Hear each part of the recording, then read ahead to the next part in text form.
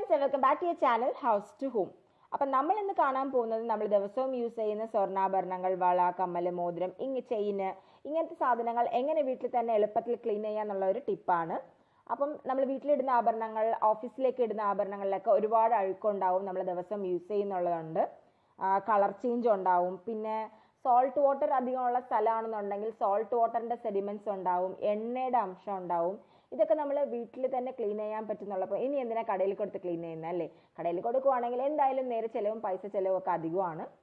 അപ്പം ഈ ഒരു ടിപ്പ് യൂസ് ചെയ്ത് തന്നെ നിങ്ങൾക്ക് സാധാരണ ആഭരണങ്ങളായാലും ശരി തന്നെ കല്ലുള്ള ആഭരണങ്ങളായാലും വേഗം എളുപ്പത്തിൽ ക്ലീൻ ചെയ്യാൻ പറ്റും. അതും വീട്ടിലുള്ള സാധനങ്ങളെ കൊണ്ട് തന്നെയാണ്. അപ്പോൾ വേഗം നമുക്ക് വീഡിയോയിൽ പോയിട്ട് ഇത് എങ്ങനെയാണ് ക്ലീൻ ചെയ്യുന്നത് കണ്ടിട്ട് വരാം. അപ്പോൾ അതിന് വേണ്ടിയിട്ട് ഞാൻ ആദ്യം ഒരു ബൗളിൽ വെള്ളമാണ് ഇങ്ങനെ തിളപ്പിച്ചുകൊണ്ടിരിക്കുന്നത്, സാധാരണ പ്ലെയിൻ വെള്ളം. അപ്പോൾ ഇതൊന്ന് ജസ്റ്റ് ചൂടായതിനു ശേഷം നമുക്ക് മാറ്റി വെച്ചിരിക്കുന്ന സ്വർണ്ണാഭരണങ്ങളെല്ലാം ഇതിലേക്ക് ഇട്ട് കൊടുക്കാം. ഇനി ഇതൊന്ന് ജസ്റ്റ് ചൂടായി വരട്ടെ. ചൂടായതിനു ശേഷം നമ്മൾ ഇതിലേക്ക് ഇട്ട് കൊടുക്കാൻ പോകുന്നത് ബേക്കിംഗ് സോഡയാണ്. പൊതുവേ ബേക്കിംഗ് സോഡയ്ക്ക് അഴുക്കിനെ മാറ്റിയെടുക്കുന്ന ഒരു പ്രോപ്പർട്ടി ഉണ്ട്. ഒരു 1/2 ടീസ്പൂൺ ബേക്കിംഗ് സോഡ നമുക്ക് ഇട്ട് കൊടുക്കാം. അപ്പം ബേക്കിംഗ് സോഡ ഇടുമ്പോൾ തന്നെ നിങ്ങൾക്ക് കാണാം വെള്ളത്തിൻ്റെ കളറൊന്ന് മാറി വരും.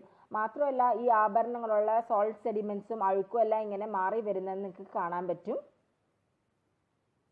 ഇത് നമുക്ക് ഇങ്ങനെ തന്നെ ഒരു മിനിറ്റ് സിമ്മിൽ വെച്ചിട്ടങ്ങ് തിളപ്പിക്കാം.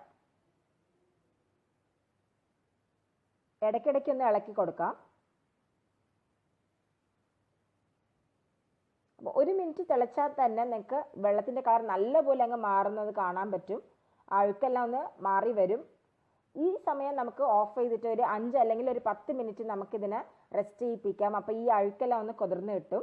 അപ്പോൾ വേഗം നമുക്ക് സ്ക്രബ് ചെയ്ത് ക്ലീൻ ചെയ്യാൻ എളുപ്പമായിരിക്കും. ഇനി നമുക്ക് ആവശ്യമുള്ളത് ഏതെങ്കിലും ഒരു ഡിഷ് വാഷ് ലിക്വിഡോ അല്ലെങ്കിൽ ഏതെങ്കിലും ഒരു സോപ്പി സൊല്യൂഷനോ ആണ്. നമുക്ക് ഇത് മുക്കിയിട്ട് വേണം ഈ ആഭരണങ്ങളെങ്ങനെ സ്ക്രബ് ചെയ്തെടുക്കാൻ. അപ്പോൾ സ്ക്രബ് ചെയ്യാൻ വേണ്ടിയിട്ട് ഏതെങ്കിലും സോഫ്റ്റ് ബ്രഷ് അല്ലെങ്കിൽ ഒരു യൂസ് ടൂത്ത് ബ്രഷ് മതിയാവും. ജസ്റ്റ് ഒന്ന് സൊല്യൂഷനിൽ മുക്കിയിട്ട് നമുക്ക് ഈ ജ്വൽസ് എല്ലാം അങ്ങ് സ്ക്രബ് ചെയ്ത് കൊടുക്കാം. സൈഡ്സിലും കോർണേഴ്സിലൊക്കെ സ്ക്രബ് ചെയ്ത് കൊടുക്കാം. പ്രത്യേകിച്ച് കല്ലുള്ള ആഭരണങ്ങൾ തേച്ച് കൊടുക്കുമ്പോൾ ഒന്ന് ശ്രദ്ധിക്കണം.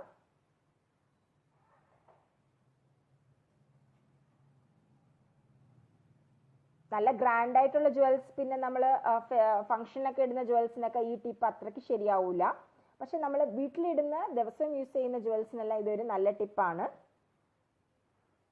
നല്ലപോലെ സ്ക്രബ് ചെയ്തതിന് ശേഷം നമുക്ക് നല്ല വെള്ളത്തിൽ, പച്ചവെള്ളത്തിൽ ഇതിനെ കഴുകിയെടുക്കാം.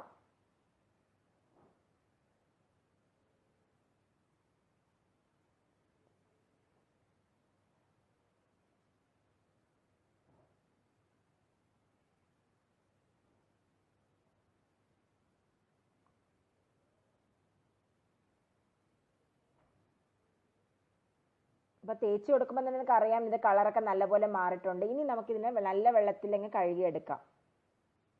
അപ്പോൾ ഡയറക്റ്റ് സിങ്കിൻ്റെ താഴെ വെച്ച് കഴുകരുത്, കാരണം ജ്വൽസ് താഴെ പോകാനുള്ള സാധ്യത ഉള്ളതാണ്. അതുകൊണ്ട് നമ്മൾ ഏതെങ്കിലും ഒരു ഫ്ലാറ്റ് സർഫസിൽ കുറച്ച് വെള്ളം എടുത്തിട്ട് നമുക്ക് ക്ലീൻ ചെയ്തെടുക്കാം. ഈ സോപ്പി സൊല്യൂഷൻ്റെ സോപ്പിനെസ്സും അഴുക്കും എല്ലാം മാറുന്നവരെ നമുക്കിതിനെ ക്ലീൻ ചെയ്യാം.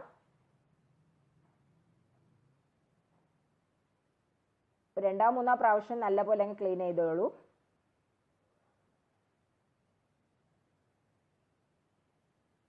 ക്ലീൻ ചെയ്തതിന് ശേഷം ഏതെങ്കിലും ഒരു ക്ലീൻ ക്ലോത്തോ അല്ലെങ്കിൽ ഒരു ടിഷ്യൂ പേപ്പറിനെ കൊണ്ട് നമുക്കിതിനെ നല്ലപോലെ അങ്ങ് വൈപ്പ് ചെയ്ത് കൊടുക്കാം. ഈ വെള്ളമൊക്കെ അങ്ങ് മാറി വരട്ടെ.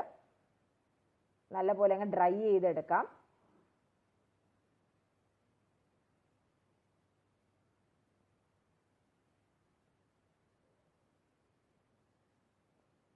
നല്ല തുടച്ച് വൃത്തിയാക്കിയതിന് ശേഷം നിങ്ങൾക്ക് കാണാൻ പറ്റും എത്രമാത്രം നമ്മൾ ക്ലീൻ ചെയ്ത ആഭരണങ്ങൾ തിളങ്ങുന്നുള്ള കാര്യം. ഏതായാലും ഒരു 5 അല്ലെങ്കിൽ 6 മാസത്തിന്റെ ഇടയിൽ നമുക്കിതിങ്ങനെ ചെയ്ത് കൊടുക്കുക എന്നുള്ളതാണ്.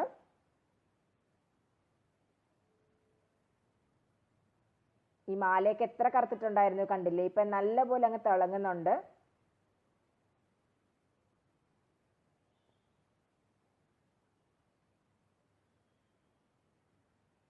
ഈ ബ്രേസ്ലെറ്റിലുള്ള ഉപ്പ് വെള്ളത്തിൻ്റെ സോൾട്ട് സെഡിമെൻറ്റ്സ് എല്ലാം നല്ലപോലെ അങ്ങ് മാറിയിട്ടുണ്ട്.